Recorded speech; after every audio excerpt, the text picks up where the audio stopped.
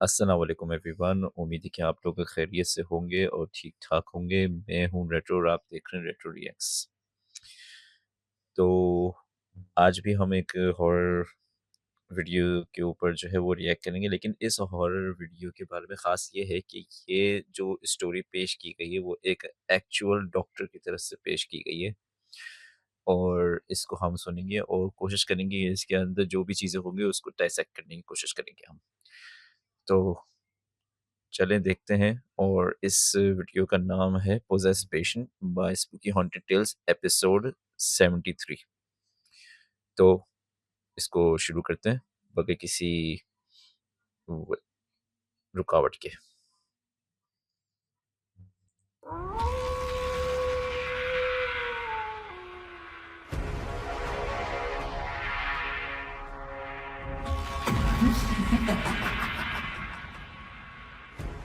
ये इंट्रो अच्छा था। अस्सलाम वालेकुम लिसनर। हमारे बहुत ही अच्छे loving friend doctor Wahidur Rahman Khan जो फन ग्रेस्प से आईडी करते हैं और हर वक्त हर शो में हमारे साथ होते हैं, लाइव चैट पर भी और कमेंट्स में भी। आज इन्होंने अपना बिल्कुल एक सच्चा वाकया एज ए डॉक्टर आप बीती जो है वो बयान की है। आप लोग सुनिए और कमेंट्स में अपनी राय ज़रूर दीजिएगा कि ये बिल्कुल सच्चा किस्सा 100% सच्ची आप बीती आप लोगों को कैसी लगी। तो सुनिए डॉक्टर वहीदुर रहमान।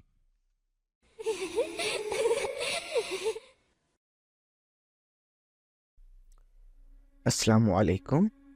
वालेकुम मेरा नाम अस्सलाम। डॉक्टर वहीदुर रहमान ख़ान है। मैं I am MRCS general laparoscopic surgeon followed by FCPS neuro physicianship.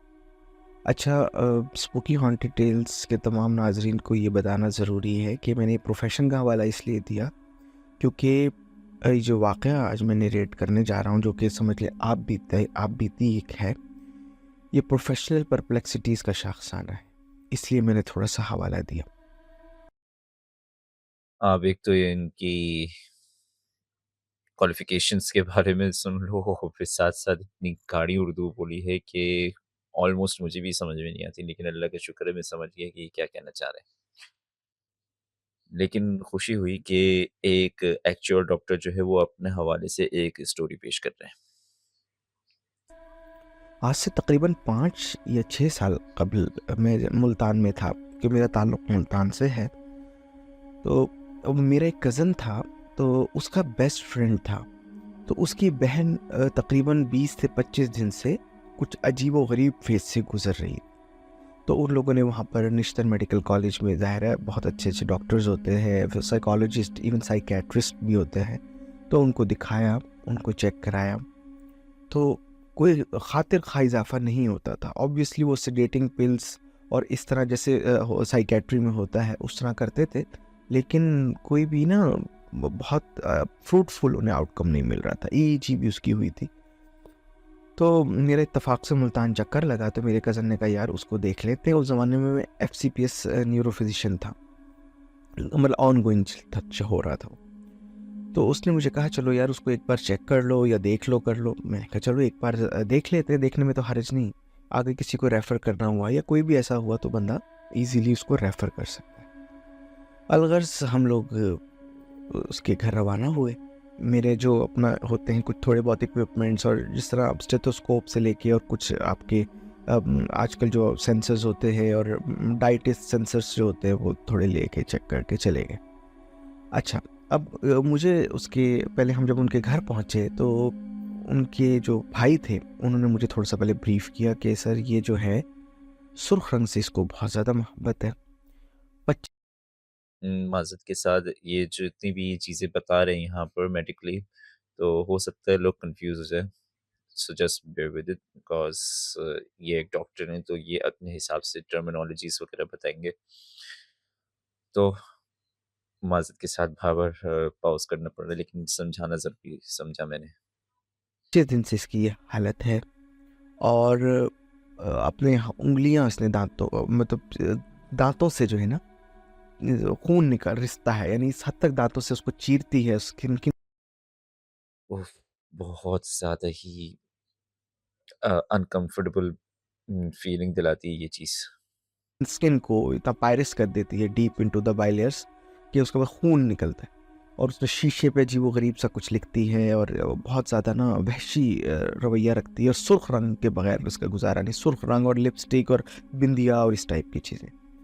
अच्छा, दूसरा उन्होंने कहा कि टिकटिकी बांध कर ये जो है अलमारी में भी देखती है, कभी कहीं देखती है, इस तरह ना उसने कहा।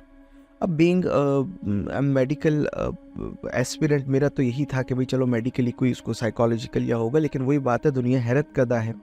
आप हर चीज़ का इल्ज़ाम सिर्फ एक ही डिपार्टमेंट में नहीं थोप सकते। या तो आप महज साइंस ही से हर चीज़ को नहीं प्रूव कर सकते, ना सिर्फ और इसी तरह आप और दूसरे मामलात होते हैं। खैर मैं चलो कम से कम ये डॉक्टर इस मामलात से वाकिफ़ है कि ये जो है वो नॉर्मल नहीं है, यानी नॉर्मल मेडिकल कंडीशन नहीं है। इस चीज़ से ये ज़रूर वाकिफ़ हैं। ने उसको बुलाया, उसको देखा तो वो बहुत भली और मासूम सी लड़की मालूम हुई और ना बस जिसे कहते हैं ना वो अपने आपे ही में नहीं थी। टिकटिकी बांध कर वो एक जगह देख रही थी। उसके बाद मैंने उसको जो स्टेथोस्कोप से मैंने कुछ उसकी चेक किया, उसका लंग प्रेशर और इस तरह से मुख्तलिफ चीज़ें, और उसका फिर बीपी रीडिंग भी ली। तो आप यकीन करें उसकी बीपी रीडिंग जो आई वो आई डायस्टोल यानी नीचे की जो उसकी रीडिंग आई थी वो 107 आई, और ऊपर की रीडिंग जो उसकी आई वो ऑलमोस्ट 161, यानी टाइप 2 से भी बढ़ गई थी ये हाइपरटेंशन। अच्छा, पल्स भी उसका 137 140 के करीब, बहुत ज़्यादा, लेकिन शी वॉज सो पीसफुल और इतने आराम से वो बैठी हुई थी जैसे कि आप समझ लें कि उसको तो कोई मसला ही नहीं है। जो चीज़ मैंने नोटिस की वो ये की कि वो ब्लिंक नहीं कर रही थी, उसकी पलकें जो हैं वो झपका नहीं रही थी वो। ये अमूमन मैंने सुना है कि जो या तो पोजेस्ड होता है या फिर जो नॉर्मल जिन्नात वगैरह किसी के रूप में आते हैं तो वो ब्लिंक यानी आंखें नहीं झपकाते। हम्म, मेरा कभी इस तरीके से वास्ता नहीं हुआ है, लेकिन बस मैं इतना ज़रूर कहूँगा कि काफ़ी सारे लोग जब इस तरीके की बात करते हैं तो उसका झूठ पर अ, होना बहुत मुश्किल हो जाता है, क्योंकि ये चीज़ मैंने एक नहीं, दो नहीं, कई लोगों के मुँह से सुना है। तो हो सकता है इसमें कुछ ना कुछ सदाकत हो, आई डोंट नो। पर्सनली मैंने ऐसा कुछ एक्सपीरियंस नहीं किया, लेकिन ऐसा मैंने बहुत सुना है और ऐसे लोगों से सुना है जिनके हवाले से मैं कह नहीं सकता कि ये झूठ बोल रहे हैं। और टिकटिकी बांध कर वो एक जगह पे कभी फिर दूसरी जगह पे गर्दन मोड़ती देख रही, लेकिन उसने चेकअप बहुत इजीली कराया। कोई जैसे मैंने उसे जब कहा लंबे लंबे सांस लें तो उसने लंबे लंबे सांस भी लिए, मतलब वो सब कुछ समझ रही थी, कर रही थी, लेकिन उसके दिमाग में क्या चल रहा था तो वो हम अनअवेयर थे उससे। जब रीडिंग मैंने देखी मैंने कहा तो बहुत ज़्यादा है। फिर मैंने उसकी कन पट्टियों पे जैसे आपको पता है चेक करते हैं, और उसके बाद कुछ मुख्तलिफ आप ब्लड की स्ट्रीम्स चेक करते हैं और इस तरह, तो वो ऑब्वियसली ज़्यादा थी। फिर मैंने उनको कहा यानी इन्होंने तकरीबन सारी मेडिकल प्रोसीजर्स जो हैं वो इनके ऊपर आज़मा ली। कि आप ना एक टैब सबलिंगुअल ड्रग जो है ना वो इसको फ़िलहाल दे देते हैं फ़ौरन, क्योंकि पानी में जाएगा फिर टाइम लगेगा। और फिर मैंने उससे थोड़ा बहुत पूछा कि आपको कोई ब्लरी विज़न हो रहा है, जैसे कि सवालात होते हैं, आपको कोई दिमाग में पेन या फिर बैक साइड पे पेन खिंच, उसने हर चीज़ का ना नफ़ी में सर हिलाया। तो खैर मैंने वो उनसे कहा कि आप ना जल्दी से एक सबलिंगुअल ड्रग आता है ACE इनहिबिटर ना ब्लॉकेज के लिए, तो कन्वर्टिंग एंजाइम के लिए, तो वो कैपोटिन 25 mg मैंने कहा आप लेकर आ जाएं, वो बहुत अच्छा रहता है। तो वो ले आए और उसके बाद उनका उसका भाई लेकर आया और हमने उसकी सबलिंगुअली यानी ज़बान के नीचे उसके रखी और 10-15-20 मिनट मैंने वेट किया। जब मैंने दोबारा रीडिंग ली, you won't believe it, reading बढ़ गई, कम होने की जगह। ये एक क्लियर इंडिकेशन है, बहुत ही ज़बरदस्त इंडिकेशन है कि something is very very wrong, और not in a medical way, in a supernatural way. बहुत ही ज़्यादा ख़तरनाक बात कही है इन्होंने। बढ़ गई। लाइक अगर मैं एक ख़ास अंदाजे के मुताबिक आपको बताऊं तो पल्स रेट भी बढ़ गया और आपकी जो है डायस्टोलिक भी बढ़ गया। और मैं फिर परेशान हुआ, मैंने कहा ये तो नहीं होना चाहिए ऐसे, बिल्कुल ये तो बहुत अच्छा, मतलब एंजियोटेंसिन इनहिबिटर दिया ही इसलिए ताकि फ़ौरन से ड्रॉप हो जाए, कोई बीटा ब्लॉकर या कैल्शियम चैनल ब्लॉकर तो हमने दिया नहीं। अलगर्ज ये हुआ कि उसकी जो तबीयत थी वो सेम रही, लेकिन उसकी जो मैकेनिकली हमने जब चेक किया तो उसकी तबीयत जो है वो वर्स हो गई थी। खैर, अब मैंने कहा कि इसको फिर हॉस्पिटल लेके जाते हैं। उसके बस अभी बात कर ही रहे थे कि उसने एकदम से शीशे की तरफ लपकी है जाकर ना, और उसने कोई ना सामने कंगा उठाया और ज़ोर से शीशे की तरफ मारा है, और फिर चुप करके बैठ गई है। और उसके बाद वो, अच्छा, अब यहाँ पर एक थोड़ा-सा ये एक ऐड ऑन है, वो ये है कि इन लोगों ने जैसे पुराने ज़माने में होती थी ना, अब तो आपको पता है कि जी दीवारों के अंदर ही वार्डरोब्स और सारा ट्रेंड चल गया। पहले तो लोहे की अलमारियाँ हुआ करती थी। तो वो इनकी वालदा ही के जहेज़ से आती-आती इनके पास एक अलमारी थी। तो उसके बाद ना वो अलमारी ही की तरफ ऐसे ना बिल्कुल नज़र टिकाए बैठी हुई, और मुझे लग रहा है कि जो भी असरात वगैरह थे वो उस अलमारी के अंदर थे और पता नहीं क्यों ऐसा होता है कि लोग अपनी इन चीज़ों को दिखाते नहीं हैं या फिर अगर ऐसी कोई चीज़ है तो उसको डिस्ट्रॉय क्यों नहीं करते? उनको हालाँकि पता भी होता है कि ये चलो अगर नहीं भी पता हो बाद में पता लग जाए तो उसको कम से कम डिस्ट्रॉय तो कर दो, उसको बेचो नहीं। मैं रिकमेंड नहीं करता कि इस तरीके की चीज़ों को या तो आप अपने पास रखो या बेचो। मैं ये कहता हूँ इसको डिस्ट्रॉय कर दो सिरे से ही, ताकि किसी के पास ना जाए और किसी का नुकसान नहीं हो। उसने फ़ोकस किया हुआ और उधर ही देखी जा रही, और वहशी सी हो गई। तो मैंने कहा अब ये काम तो फ़र्क है, लेकिन मुझे ये समझ आ गया बीइंग थोड़ा-सा मेडिकली, कि इसका ना मेडिकल से ज़्यादा कुछ और मसले हैं, और मेरे हिसाब से नफ्सियाती भी नहीं है, क्योंकि आपको पता है उसके अलग पैरामीटर्स होते हैं, साइकोलॉजिकल या फिर साइकियाट्रिकल ना, ख़ास तौर। फाइनली किसी डॉक्टर के मुँह से मैंने इस तरीके की बात सुनी, वरना आम तौर पर अगर आप किसी देसी पाकिस्तानी डॉक्टर से भी ये वाली बात करोगे, देसी का मतलब नॉट इन डिसरिस्पेक्टफुल वे, कहने का मकसद ये है कि साइंस इस चीज़ को अब तक समझने से कासिर है कि ये चीज़ें एग्ज़िस्ट करती हैं और अब भी बहुत सारे डॉक्टर्स इसको एक मेंटल इलनेस या फिर एक अजीब किस्म का इलनेस का नाम दे देते हैं। अब भाई मुझे ये बताओ कि कोई पोजेस्ड हो गया है, तो अगर वो लेविटेट कर रहा है तो ऐसी कौन-सी बीमारी होती है कि वो उसमें बंदा लेविटेट करने लग जाए या फिर ऐसी ज़बान बोलने लग जाए कि जो उसने सीखी भी नहीं है, ना वो उसके बारे में जानते कि ये वो कौन-सी ज़बान है। लेकिन नहीं बिला वजह एक उसको एक सिम्पटम या फिर किसी कोई डिज़ीज़ का नाम दे देते हैं। तो ये माज़रत के साथ ये एक मैं समझा कि ये चीज़ डिस्क्लोज़ करना ज़रूरी है। पे आपके थायरॉक्सिन और दूसरी चीज़ें बहुत।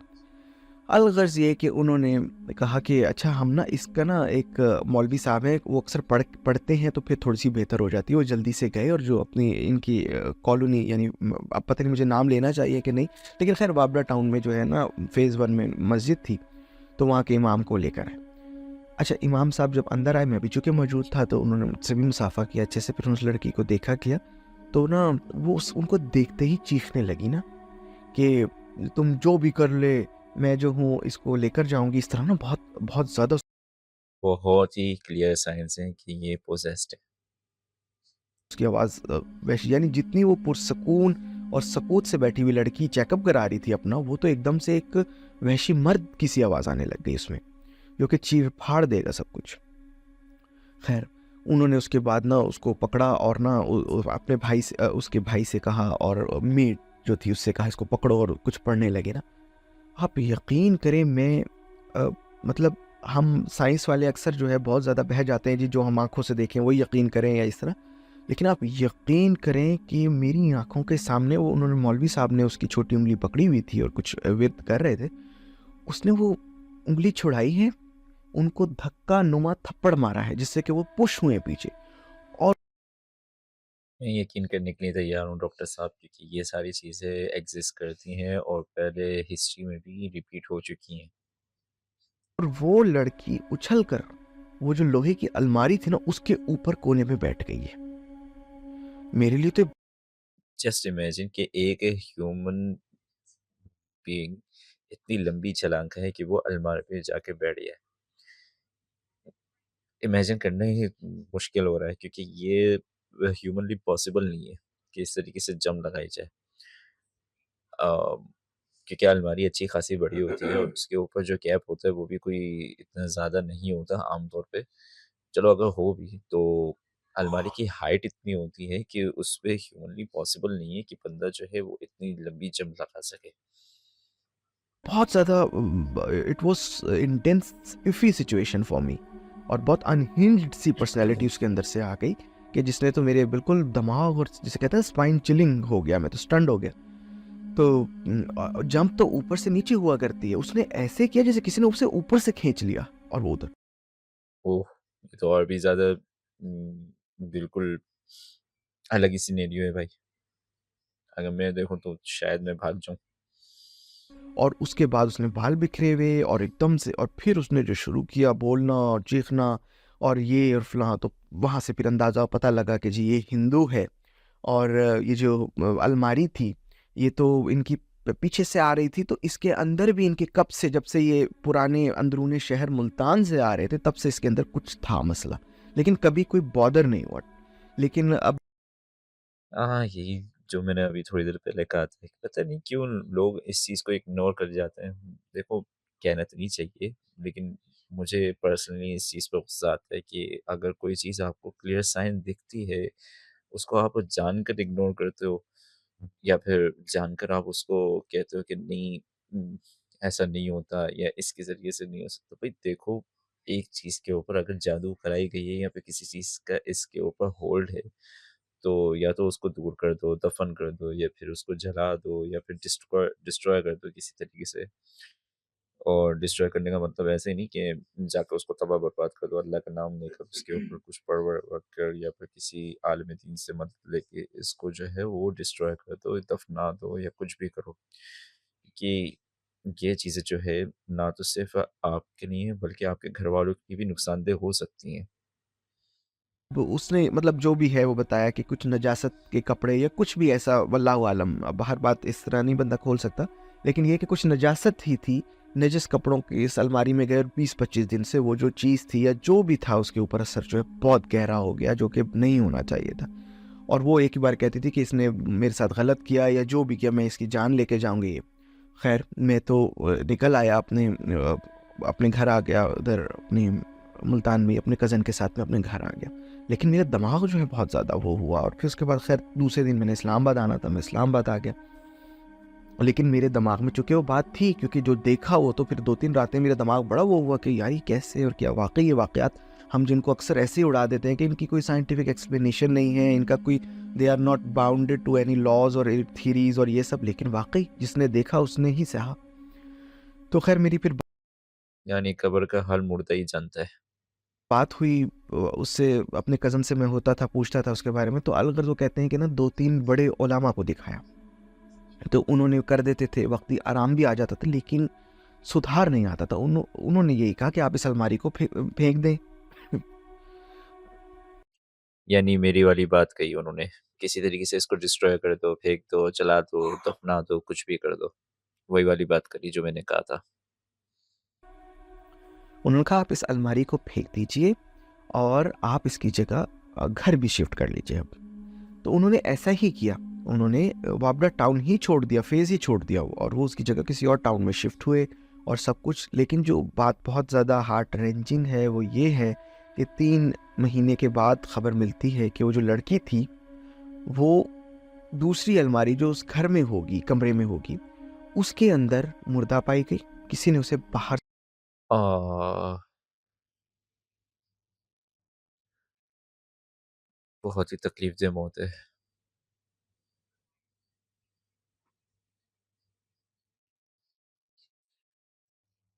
सॉरी गाइज़, ये इस चीज़ को क्या कहते हैं, इमेजिन करना भी बहुत ज़्यादा इंटेंस है कि किसी का जो है वो इस तरीके से डेथ हो सकती है कि अलमारी के अंदर उसकी लाश मिले। अब क्या बोल सकते हैं भई, अब उसके लिए यही कह सकते हैं कि अल्लाह उसकी मग़फ़िरत करे, जो भी थी। बाकी उसके अलावा ये कह सकते हैं कि एज़ अ स्कॉलर के तौर पे तो मैं यही कहूँगा कि अल्लाह उसकी मग़फ़िरत करे। और मेरे नज़दीक ये एक शहादत है, क्योंकि इस तक एगनाइज़िंग पेन के अंदर वो गई है और पोज़ेशन जो है वो कोई ऐसी चीज़ नहीं है जो कि नॉर्मल लिया जाए इसको। तो बस मैं यही कह सकता हूँ उसके लिए अल्लाह आसानी करे, आगे के मराहिल उसके लिए आसान हो, बस। से बंद किया हुआ था और उसका लॉक लग गया था। तो घर वाले पहुँचे और जब देखा तो वो अंदर सब जगह ढूँढा किया या जो भी है, तो एक अलमारी जब उसको खोली तो वो ताला लगा हुआ था। ताला खोला तो देखा तो लड़की अंदर मर गई, खैर बेहोश तो क्या। तो फिर खैर उन्होंने यही सब किया। उसके बाद ये हुआ कि उसके घर वालों ने जो है ये कहा कि जी हम इसकी पोस्टमार्टम जो है ना वो कराना चाहते हैं with followed by some biopsies इस तरह। तो वही मिनिस्टर मेडिकल कॉलेज से उन्होंने कराया। तो उसमें ये हुआ कि इसकी जो डेथ हुई थी वो बेसिकली गला घुटने और हार्ट फेलियर से हुई। तो एक मुअम्मा यानी कोई भी जो एंटिटी थी या फिर किसी ने जो भी जादू किया था तो इसको मारने के लिए ही किया था। उस बेचारी लड़की का क्या कहते हैं गला दबा दिया। I can't imagine I can't even imagine the pain she went through. था ना कि हार्ट फेल होने के बाद बंदा अंदर, और फिर ये चले गला घुटने का भी कुछ आप मेडिकली उसकी सीख कर सकते, लेकिन अलगर्ज ये कि बहुत हार्ट रेंचिंग था। और जो मंजर उस 1-1.5 घंटे में मैंने जो देखा कि वो कैसे ऊपर गई और वहशी उसकी आवाज़ और उसने बाल बिखेर लिए और वो सब, वो मेरी ज़िंदगी का एक नहायत बहुत ही परेशान कुन वाक़या था। तो आज मैंने सोचा कि मैं जसारत करूं और आपकी खिदमत में पेश करूं ये वाक़या जो कि मेरी आँख देखा है और आप बीती है।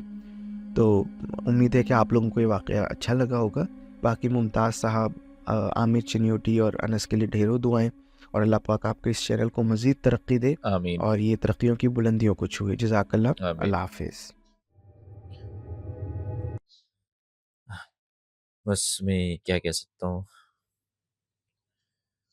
जी, तो ये था पोजेस पेशेंट के हवाले से एक story by spooky haunted tales episode 73।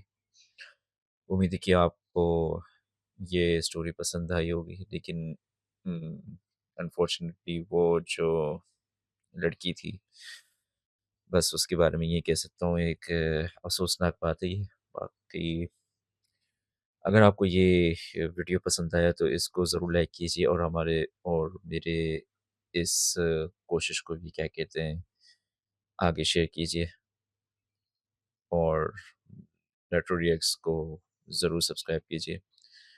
तो मिलते हैं अगले वीडियो में। आप अपना बहुत ख़याल रखिएगा और पाक साफ़ ज़रूर रहें, पाक साफ़ ज़रूर रहें। नमाज़ कुरान को जो है वो अपनी डेली की आदत बनाएँ और अल्लाह से भी इस चीज़ों से क्या कहते हैं हिफ़ाज़त माँगे। तो अगले वीडियो तक के लिए आपसे इजाज़त चाहता हूँ। अल्लाह हाफ़िज़।